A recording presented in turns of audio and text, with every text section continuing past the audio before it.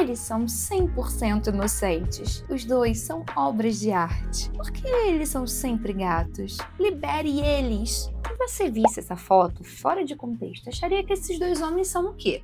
Modelos ou presidiários? Pois saiba, meu amor, que o crime deles, supostamente, foi muito mais grave do que ter roubado o coração dessas pessoas que fizeram esses comentários na internet. Essa foto foi compartilhada pelo perfil da França no Instagram para divulgar que dois suspeitos de terem roubado o Museu do Louvre em Paris tinham sido presos. O roubo aconteceu no dia 19 de outubro de 2025. Foram levadas 8 joias que custam 88 milhões de euros. Mas, como eles são gatos, pelo visto eles foram absolvidos pelo tribunal da internet. Oi pessoal, Thaisa do Futuro aqui. Apesar das fotos terem sido divulgadas no perfil da França, com mais de 1 milhão de seguidores, essas fotos são fake. Esses homens realmente foram presos, mas não pelo roubo das joias no Louvre. Agora, vamos continuar, que isso não interfere em nada no nosso vídeo. Isso só reforça que o Pretty Privilege, ou o privilégio da beleza, é mesmo real. Aliás, é cientificamente comprovado. Como a gente já falou por aqui, estudos indicam que pessoas consideradas bonitas tendem a ter vários privilégios em relação àquelas pessoas que não são consideradas atraentes. E esses privilégios vão desde a escolha de um parceiro bem-sucedido a conquistar o trabalho dos sonhos com bem menos esforços. Mas, ok, você não precisa ser um cientista para saber que isso existe, né? Basta estar vivendo aí no dia a dia. O que é pouco falado é que pessoas bonitas também tendem a se dar melhor quando cometem crimes. Mas antes de falar aqui dos casos mais bizarros, como o menino que atropelou uma família e ganhou uma legião de fãs, a menina brasileira que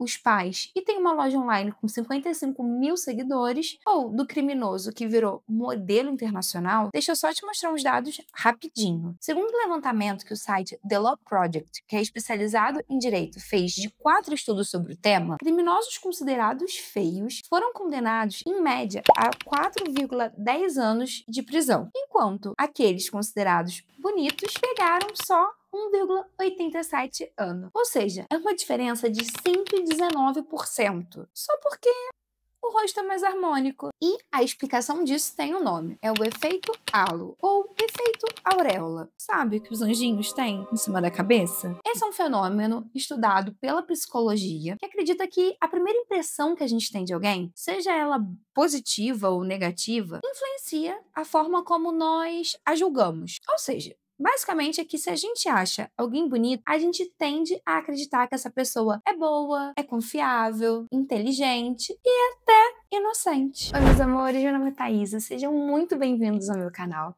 Aqui a gente faz uma fofoquinha gostosa, fala sobre cultura de internet, cultura, comportamento, enfim, o meu objetivo é te informar enquanto você se diverte. Peço para você deixar seu like, um comentário, isso ajuda o YouTube a entender que o vídeo é relevante, leva o vídeo a outras pessoas. Também, se você não é inscrito, se inscreve no canal, porque eu te garanto que o melhor vídeo é sempre o próximo. Bora?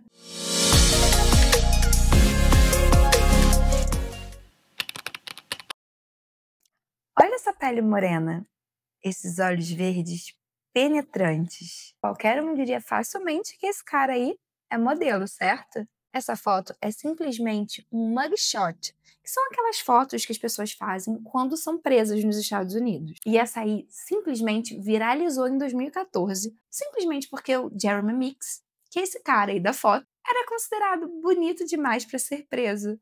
De fato, não tem como negar, o cara é bonito. Mas se por acaso você já tinha visto essa foto pela internet, você sabe o que ele fez? Pois é, eu também não me lembrava. Mas fica tranquila que eu te digo agorinha mesmo o que foi que ele fez. Ele era membro de uma gangue de rua e foi preso em uma operação da polícia de Stockton, na Califórnia, nos Estados Unidos. O Jeremy foi condenado a 13 meses de prisão por porte ilegal de arma e furto qualificado. Como era de costume na época, a polícia de Stockton publicou a foto do Jeremy na sua página no Facebook. E em menos de 24 horas, isso, gente, em 2014, tá? O cara já tinha mais de 15 mil curtidas e 3 mil comentários. E isso nunca tinha acontecido antes. Pra vocês terem uma ideia, na semana seguinte já tinha sido criada uma hashtag dedicada a ele no Twitter, que era #FelonCrushFriday, ou seja, a sexta para ter um crush num criminoso. Como diria Britney, eu me apaixonei por um criminoso. Não, né? Desculpa por isso. Mas agora sério, seria isso um fetiche? As pessoas têm fetiche por presidiário? Você tem fetiche? Pode contar, não conta pra ninguém não.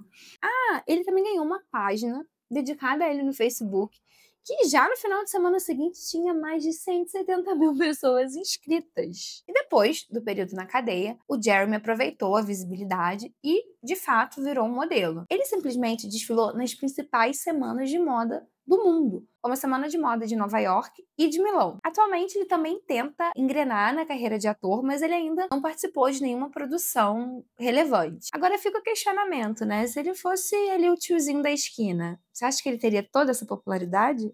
Essa legião de fãs? Esses cabelos cacheados, essa carinha de protagonista da Netflix conquistaram fãs ao redor do mundo. E não seria nada estranho se a fama não tivesse vindo depois de um crime bem sério. Em 2018, Cameron Herring, que é esse rapaz da foto, tinha 18 anos quando participou de uma corrida ilegal nas ruas da Flórida, nos Estados Unidos. O Mustang que ele dirigia chegou a 160 quilômetros por hora quando ele tirou a vida de uma mulher e da sua bebê. Sim, é pesado. Em abril de 2021, ele foi condenado a 24 anos de prisão. E mesmo tendo acontecido algo tão grave, depois do julgamento, começaram a surgir muitos posts no Twitter e no TikTok com as hashtags em inglês Justiça para Cameron Henry e Libertem Cameron, apoiando, claro, a liberdade do rapaz. Eu não achei a conta oficial do Cameron no TikTok, mas, segundo uma reportagem da revista People de 2021, na época, ele tinha uma conta na rede social com mais de 2 milhões de seguidores, mesmo não tendo nada postado nela. Além disso, uma petição criada no site change.org, pedindo para que o Cameron recebesse uma outra chance no tribunal, conseguiu reunir mais de 28 mil assinaturas. E ainda hoje, mesmo passando alguns anos de julgamento, nós encontramos perfis nas redes sociais de fãs dele, de pessoas que defendem a sua liberdade. Entre os comentários a gente vê coisas como ele é tão bonito, ou eu sei que ele fez algo errado, mas, meu Deus, ele é tão fofo. Sério, gente. Em alguns perfis é possível ver até a defesa de que ele não é um assassino e o que ele fez foi um acidente. E, de fato, é possível que ele não tenha feito o que ele fez de propósito. Mas a partir do momento que ele entrou no seu carrão de luxo e acelerou o carro a 160 quilômetros por hora, ele estava assumindo o risco de poder sim machucar alguém. Ele precisa pagar pela cagada que ele fez, independente de ser um rostinho bonito ou não. Nesse caso, não é sobre estética, é sobre justiça. Atualmente, o Cameron continua preso e está buscando uma redução da pena. Com um rostinho bonito e roupas e acessórios de marca, ela conseguiu enganar a alta sociedade de Nova York. E a sua história virou até uma série de sucesso da Netflix. Filha de um caminhoneiro e de uma dona de uma loja pequena de conveniências, Anna Sorokin nasceu na Rússia em 1991. Depois ela morou na Alemanha, na Inglaterra, na França, até se mudar para os Estados Unidos em 2013, aos 22 anos. Lá, ela passou a se apresentar como Anna Delvey, uma herdeira alemã. Ela fez os seus primeiros contatos com os membros da elite de Nova York quando ela trabalhou numa revista francesa chamada Purple. E ela ia almoçar e viajar com seus novos amigos em lugares chiquérrimos, mas na hora de pagar, sempre tinha uma desculpa ali para não passar o cartão. E aí, com uma boa lábia, ela conseguia convencer ali os seus amigos a pagarem para ela, prometendo que ela pagaria depois. E, claro, ela nunca pagava. Ela também idealizou a Fundação Anna Delvey, que seria voltada para as artes, que é uma paixão dela. E para conseguir financiar tanto o projeto quanto os seus luxos pessoais, ela criou documentos financeiros e cheques falsos. E pasmem,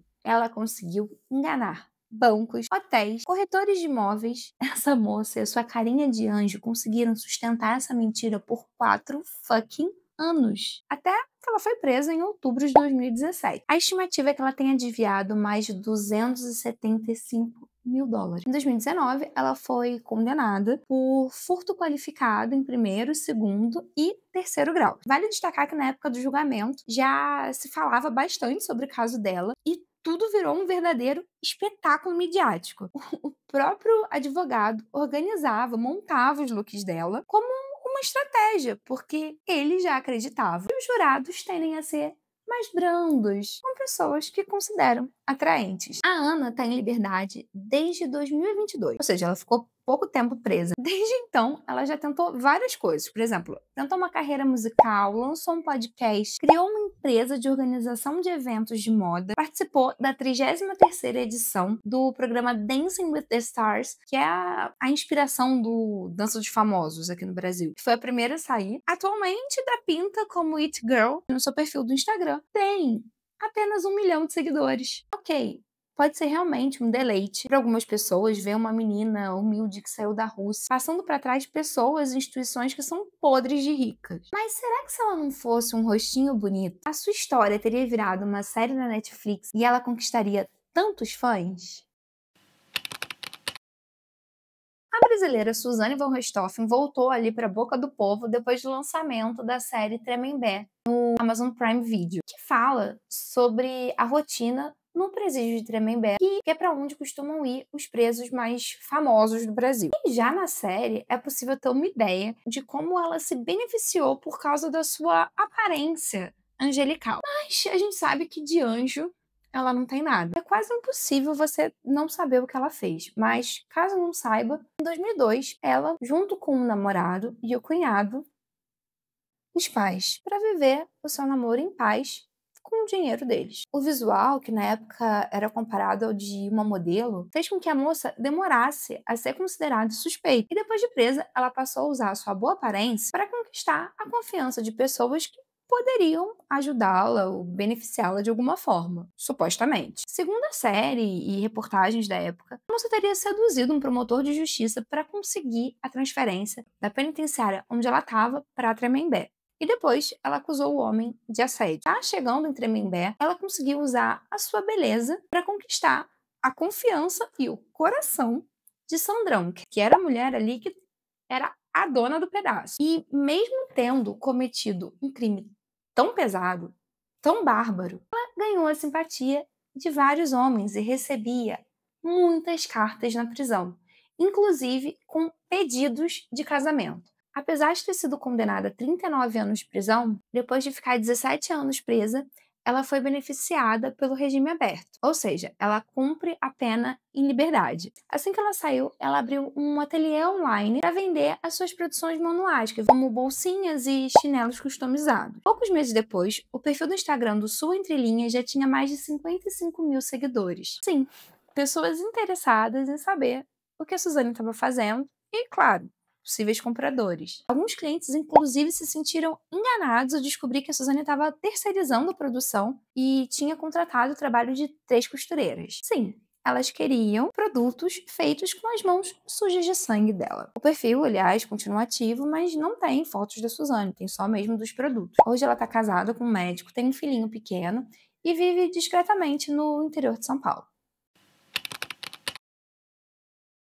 Um dos comentários do post sobre a prisão dos suspeitos de ter cometido o crime no Museu do Louvre, que eu falei no início do vídeo, era o seguinte: somos tão competitivos com os italianos que arrumamos logo 2 modelos para competir com Luigi Mangione. Luigi Mangione é esse rapaz aqui da foto, que poderia facilmente estar numa boy band no melhor estilo One Direction. Ele é um americano, de origem italiana, acusado de, a sangue frio, o presidente de uma empresa de seguro de saúde no final de 2024. Depois da divulgação das imagens do suspeito, o Luigi, que tem 26 anos, simplesmente viralizou nas redes sociais, com vídeos que basicamente exaltam a sua beleza. Além disso, a possível motivação do rapaz também fez com que ele ganhasse apoio de muitas pessoas. Acredita-se que haja uma relação com o fato dele ter operado a coluna alguns anos atrás. E é possível que isso tenha desencadeado uma revolta do rapaz contra o sistema de saúde privado nos Estados Unidos. Na cena do crime, foram encontradas 3 cápsulas de balas com as seguintes palavras: atrasar, negar e destituir, que são palavras que costumam ser usadas pelas empresas de saúde para negar os pedidos dos seus segurados. E aí, se você pesquisa pelo nome do Luigi no Instagram ou no TikTok, você vai encontrar vários perfis e várias postagens de apoio ao Luigi e que pedem a sua liberdade. E, claro, enaltecem a sua beleza. Ele foi preso alguns dias depois do crime e, com continua na prisão. Ele ainda não foi a julgamento e acredita-se que o julgamento não deve acontecer antes de 2026. Mais uma vez, é possível entender que pessoas que sofrem com o sistema de saúde dos Estados Unidos se identifiquem e até apoiem o Luigi de alguma forma. Mesmo de uma pessoa sendo algo completamente abominável. Será que se ele tivesse uma aparência diferente, ele seria tão bem acolhido, tão apoiado? Ou seria só mais um assassino que estaria apodrecendo na prisão? A gente cresce ouvindo que a justiça é cega, mas ela só é cega quando o réu é feio, porque quando ele é bonito parece que ela abre um olhinho ali e pensa, será? E o mundo inteiro vira advogado de defesa não solicitado. O problema não é achar alguém bonito. O problema é quando isso pesa mais do que o crime que a pessoa cometeu. Porque, no fundo, quando a gente diz não consigo acreditar que ele fez isso, ele é tão fofo, a gente também está dizendo, se ele fosse feio, eu acreditava na hora. Isso vale para vários aspectos da vida, como a contratação no emprego, tratamento policial, para ter empatia com outra pessoa, ou até mesmo para dar uma segunda chance para alguém de forma automática. Nessas horas a gente vê que a beleza, no fundo, não é só estética. É um escudo. É talvez ele só tenha se confundido. Ou foi só um acidente. O resto do mundo não tem direito. E eu sei, esse tema é um pouco mais pesado do que eu gosto e costumo trazer aqui no canal. Mas quando eu vi o post lá no perfil da França, com as pessoas se declarando pros suspeitos, eu pensei na hora, eu preciso levar isso pro canal. Pra gente conversar e provar mais uma vez o ponto de que a beleza pode influenciar e muito a vida das pessoas, a forma como elas são vistas, a forma como elas são tratadas, mesmo que elas tenham feito coisas consideradas condenáveis. Só para deixar claro, eu acredito que as pessoas têm todo o direito de se arrepender e merecem ter uma segunda chance na vida, desde que elas paguem pelo que elas fizeram. Mas me parece injusto que essa segunda chance seja mais fácil para algumas pessoas simplesmente por causa da sua aparência. Afinal, por que a pessoa que roubou um leite no mercado para dar para os seus filhos e foi presa pode ter muito mais dificuldade para voltar ao mercado de trabalho e à sociedade que aquela que é bonita e mandou acabar com seus pais? Por que as pessoas conseguem se esquecer das vítimas quando se deparam com um par de olhos bonitos?